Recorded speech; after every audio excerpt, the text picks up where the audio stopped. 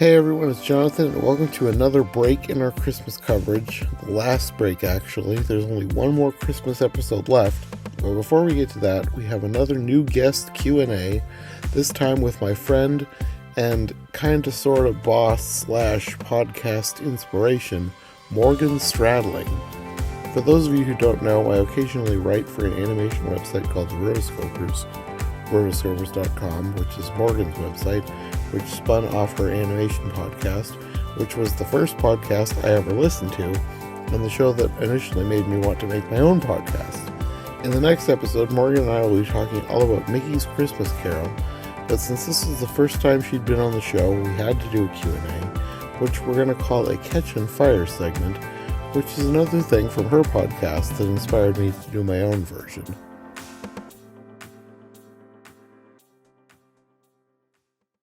Before we begin, since you've never done my podcast before, let's do a little Q&A. This is actually sort of based on your Catch and Fire. Yeah, I love it. Hey, that was where I got the initial idea. Take all the inspiration and make it better. I love it. I don't know where we got it from. I think I got it from I think Mugglecast or Pottercast. I think they maybe, I don't know. I'm trying to think. Maybe did something similar for their new guests. So, well, it seems like the perfect way to get to know somebody, so I've just kind of adopted that for new guests, and I've done it pretty much ever since if I have somebody that's never been on before. I'm excited. So, first one, can you just tell us a little bit about yourself? Whatever you want, like work, pets, hobbies, that kind of thing. Yeah, my name is Morgan Stradling. I'm a Disney lover through and through. I have a podcast called the Animation Addicts Podcast and a website called Rotoscopers.com where we focus all about animation, news, reviews, interviews. It's for Disney animation obsessed young adults who just never grew out of it. We've all heard that phrase. If you're, a Disney or animation fan, like, aren't you too old? Isn't that just for kids? So that's kind of my fun side hobby that I do. I have 3 kids, ages 5, 3, and 1. And I also am a Survivor super fan. The TV show Survivor, yes, it's still on. It's on its 41st season right now. And I know probably if you have Survivor trivia, if you find the hardest Survivor trivia on the internet, I can do it, no question. And my life's goal is to be on the show one day. They must do more than one season a year because 41 they do. seasons. Yes. Typically they do 2 seasons a year. So every TV season, there's one in the fall and there's one in the winter. Okay. I know, because they're like, oh crap, I'm starting to feel old. You've been watching since infancy. Yeah. So how did you get into, I guess, the online space?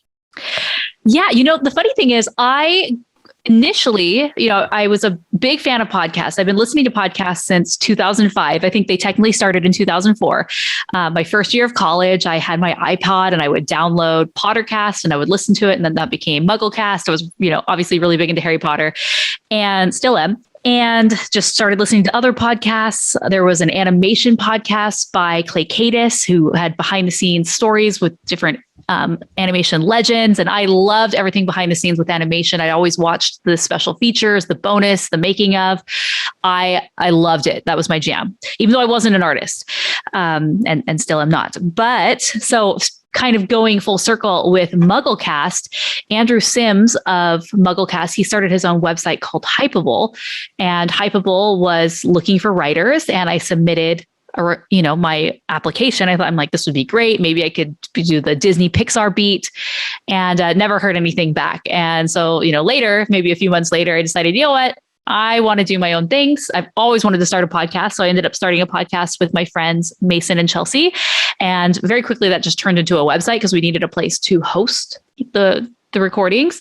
And then since initially in our podcast, we would do news stories and then we would review a film. And so instead of having to, talk about other news stories, I would just write the news stories up on our website. So then we started doing more news stories and then started having a team of other volunteers that also wanted to be involved in the space. And so it's just kind of grown from there. Yeah. Yeah. And I mean, I've been in the online space for a long time, but you got me into like the animation space and I guess podcasting in general, because I don't think I'd ever listened to a podcast before I found the Rotoscopers. Yeah. I think you were the first podcast I ever listened to. Oh, I love it. I loved it. I didn't start my own podcast right away. It wasn't until like years later, even years after I started writing for you guys. But I met Rachel Wagner through you guys, and then she had me on her podcast, and eventually sort of, I don't know if she convinced me to start my own, but like it was somewhere between you guys and Rachel Wagner that I ended up deciding to finally just go for it and start my own podcast. You got bit by the podcasting bug. Yes. And it's so now fun. I have 2 podcasts, and I might be starting 2 more next year. Wow. So a podcast network is coming.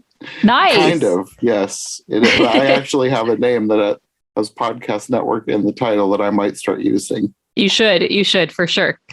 I love that. That's exciting. Wow. Well, I'm very honored that we were your first podcast listen. Yes, and you're still my favorite. I'm in the middle of your Encanto podcast right now. That was an amazing one. That's with one of our other writers, Pablo, who's from Colombia. And so if there was anyone to get on the show to talk about Encanto, it would be Pablo, because not only does he have the rich history and he understands the references more than anyone would. We can appreciate the references and the beauty that the film's trying to recreate, but he gets it and can add to it so much more. So if you haven't, definitely check that episode out. It was really great. Well, I know you have. I'm referring to your listeners. Well, I'm not done with it yet. I only listened to the first 10 minutes, and then I had to start setting up for this. Oh, yes. Okay, so then I have some more general entertainment favorites questions. What is your favorite movie? Or movies if you can't pick. Sure. So my favorite animated movie is Aladdin. And as far as other movies, I'd say there's just so many good ones that I love, but Pride and Prejudice, I always come back to the 2004 Keira Knightley version. It's just such a perfect adaptation of an already great novel. I could watch that one on a repeat over and over and over again. Maybe I might have to have you on a different podcast because at some point I'm planning to do every version ever of Pride and Prejudice. So I would love to come back. I think you probably have already answered this, but favorite TV show or TV shows? Survivor. Yes, I kind of figured. And then I think I might know the answer to this, but we haven't talked about it. Favorite book or book series? I mean, how can you go wrong with Harry Potter? I love. I was wrong. I mean, I thought you were going to say Twilight, because I know Twilight. I don't know how much you love it or ironically love it, but I know you have a thing for Twilight. I really do love Twilight, unironically, actually. I feel like it got a lot of hate in the heyday, in the prime of the film, when it became more mainstream. And so it obviously opened itself up to a lot of slings and arrows. However, I was just talking to a friend yesterday she's like, hey, I just started reading The Midnight Sun, which is Twilight from Edward's perspective. And she's like, it is so good. And that's what I was just telling her. I'm like, you know what? People love to hate on it, but at the end of the day, say what you want about the writing or whatever. It's a very compelling story that's just interesting. Like every time I read it, I'm like, well, now I have to read all of them. For me, they just perfectly hit what I'm looking for in a romance. It has a little bit of, I guess, paranormal in a way, not really paranormal, but that kind of fantasy element. Yeah. Supernatural fantasy element. Just the characters really work for me. But as far as like a series, I love Harry Potter. Who doesn't? I think, people in our age, we grew up with Harry Potter and have so much different of a relationship with it than people who just like pick it up and they can binge it in a month. I'll tell you, I didn't grow up with it. I wasn't allowed to read it when I was a kid. But yeah. Sorry, Mom. I've read it and I love it. Just having, when it first started getting big around, 98, 99, only a few of the books were out. And then there was this painstaking wait for the next one. And initially she was coming out every year, and then it was every 2 years. And then she kind of hit this cadence of every 3 years. I remember when it was at its height, because I wanted to start reading it, and that's when it was banned in our house. Because I remember watching the news story. It was like, if people are lining up around the block for this book, I've got to get it. I've got to read this. And then suddenly, not allowed to. Yeah, my mom initially, I think she just anecdotally heard about it and was like, no, that's a bad book. You can't read it. But I ended up reading it anyway. So, and then I remember specifically, she got me the third book for Christmas one year. So, whatever apprehension she had about it, those were thrown out the window. So yeah, once I read it as an adult, I realized that all the rumors that have been spread about it were completely false. Right. And favorite music or musician? So I am not necessarily a huge music person. When I am listening to things, I prefer to go for an audiobook or a podcast. Like, I love to learn. I've become the same way. Yeah. It's just music is not necessarily my thing. I do love classical music. I grew up playing the piano and violin. And so if I have music in the car, I prefer to have classical music on. I kind of grew up that way too. My mom always had classical music on. And so it's just a nice kind of like background music for me. However, I do have an affinity for Lady Gaga. I really, really love Lady Gaga and have purchased all of her albums, gone to see her in concert multiple times. She's incredibly talented as a performer. And I really think The Star Is Born was a great thing for her, because it allowed people to see her. A lot of people really like to write her off because she was so kooky crazy. And ultimately she had to do that just to get attention, to break out. It's such a crowded world, especially even now, where you can put yourself on YouTube and technically have a little audience from there. But once people saw her in A Star Is Born, or even she's saying the national anthem at the Super Bowl, or even performed at the Super Bowl, I think people were like, oh wow, this girl has a set of pipes. And you see her play the piano and sing, and she writes the songs. It's very, very talented. So I'm a fan. Yeah, I wouldn't say I'm like a Lady Gaga fan any more than I'm a Justin Bieber fan, or whoever the big star of the moment is. But I couldn't deny that she has talent. And I actually like how crazy she can be. Like her one video with, I think it's called like 911 or something. I love that video. I don't know why. I just love that video. It's so weird. And you watch it multiple times and there's always different things to notice. Yes. It's just, she's talented in ways that you don't get with a lot of artists.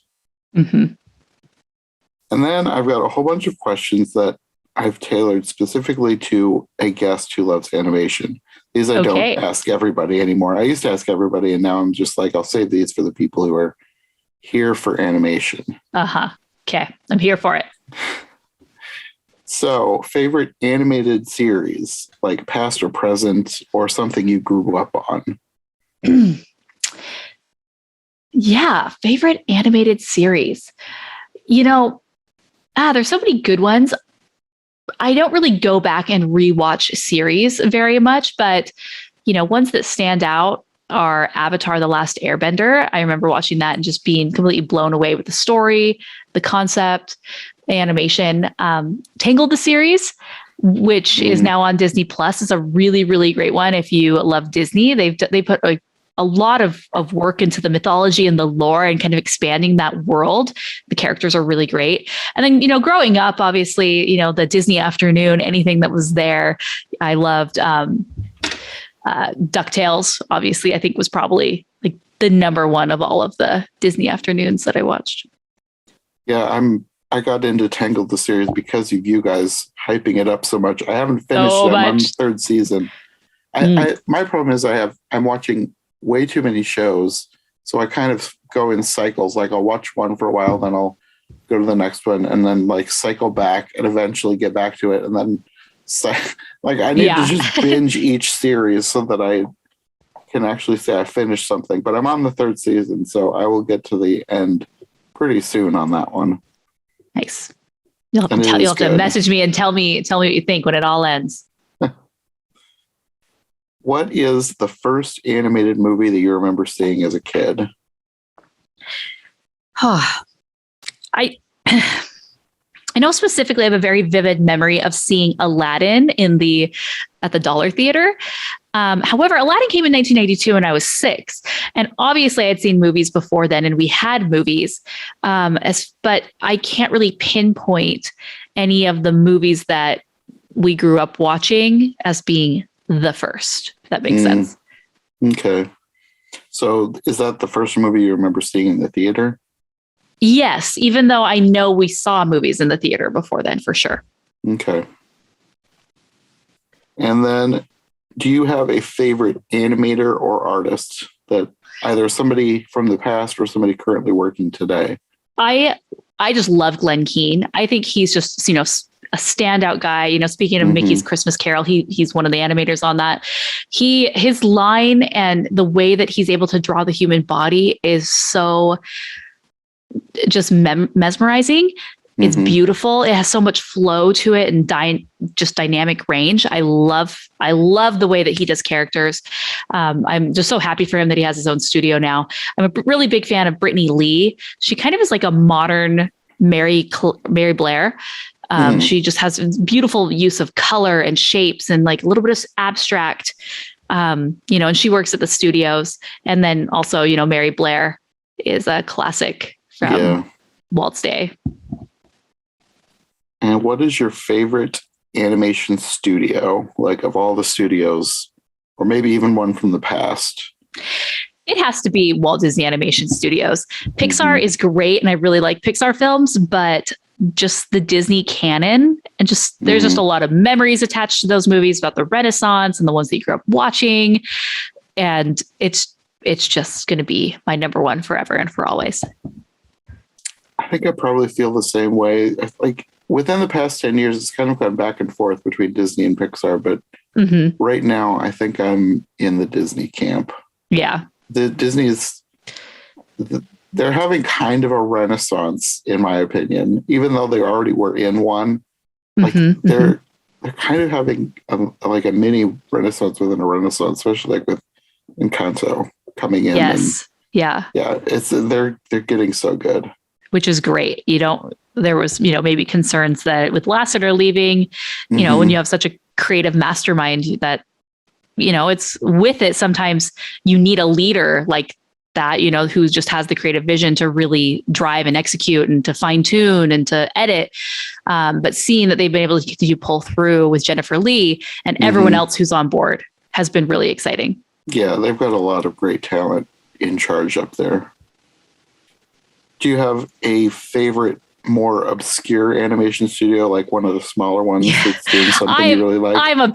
I'm a big Don Bluth fan, and it's so hard because his studio's names have changed so many times over the years where it's really confusing, because they were acquired and then they were over here and then they renamed, they had a new partner. And so I just call it like Don Bluth, anything Don Bluth produced solo, with his team.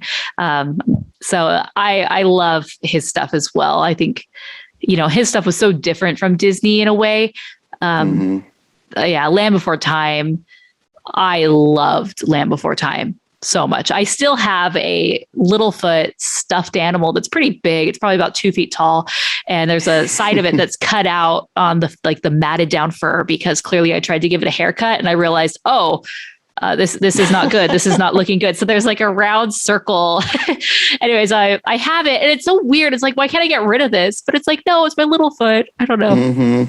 I don't want you in the trash, but I don't want you out that I have to look at you. It's so weird, right? I think I have some of the same things like in a tub somewhere upstairs in a closet from just it got packed away and I don't want it out, but like, I don't want to get rid of that kind of thing.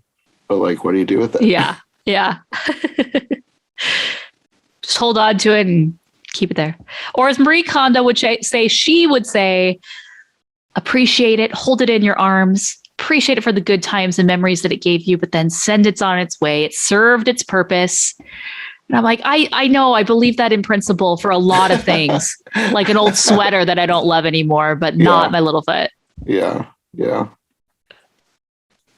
And then do you have a favorite obscure animated movie? Something that the general public probably has no idea exists, but you love it anyway. Ooh, obscure animated film. They're so obscure I can't even think of it. It doesn't have to be too obscure if you can think of something maybe done by a smaller studio that maybe just didn't get enough press or something like that. The Iron Giant is not super obscure. It's definitely, it's kind of like had a resurgence in pop culture recently. Yeah. But I would say it was obscure for a while, though. Yes, for sure. And especially with how the marketing and the distribution of that film went. A lot of people had no idea. So I really love that movie a lot. I love Brad Bird and, his directing and animating. Mm-hmm. Yeah, I remember watching that as a kid, and I loved that movie. I think I've got like at least 2 different copies of it on my shelves, whether it's Blu-ray or DVD. Oh, nice. And then these last few questions are probably more based on your Catch and Fire stuff. We already talked about favorite Disney movie. I think you said Aladdin. Mm-hmm. Do you have a favorite Pixar movie?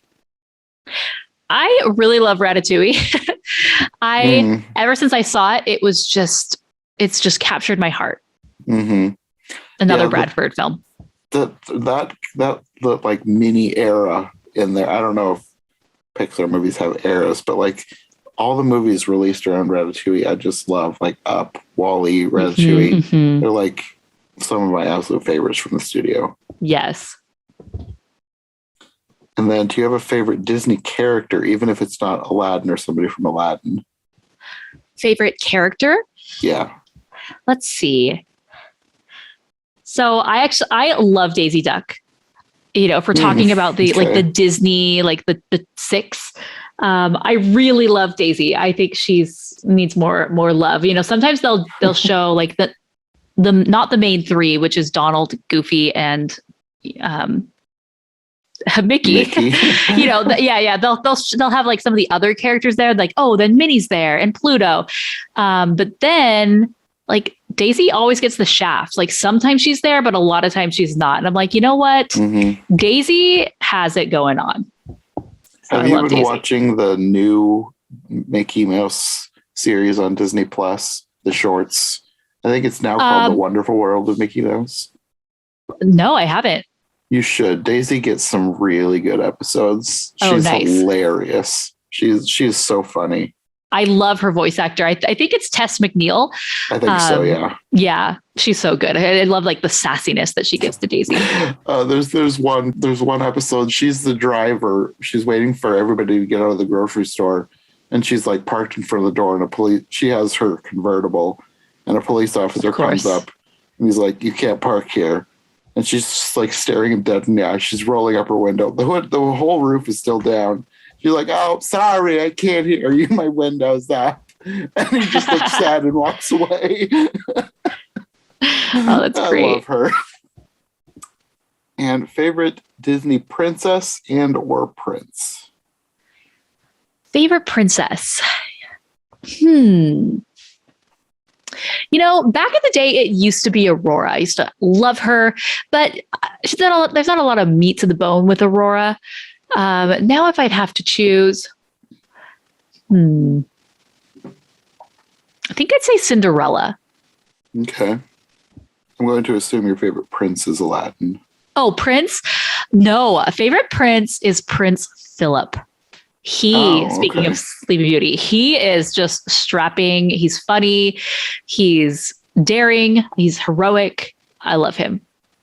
Yeah, I always find it funny that, maybe not even funny, I don't know, but like Sleeping Beauty, it's almost more his movie than hers. It's his story. And even then, it's almost more about the fairy godmothers than right. Sleeping Beauty herself. Right. Yeah. I think I was talking with Chelsea about this. She's like, it's more of the fairy's story than anyone's. Yeah. Which is kind of strange that like in the 1950s, you get this whole animated movie starring 3, not really elderly women, but like 3 middle-aged women, and they're like the stars. It's kind of weird. You wouldn't think of something like that happening, but like they're kind of the main characters. Yep. Yeah, I love Sleeping Beauty for Probably everybody but Sleeping Beauty. She's just kind of there. Yeah, she's more just a pawn to be moved around, unfortunately. Okay, well, that's all of my catch and fire questions. Sweet. I suppose we can move on to the main event.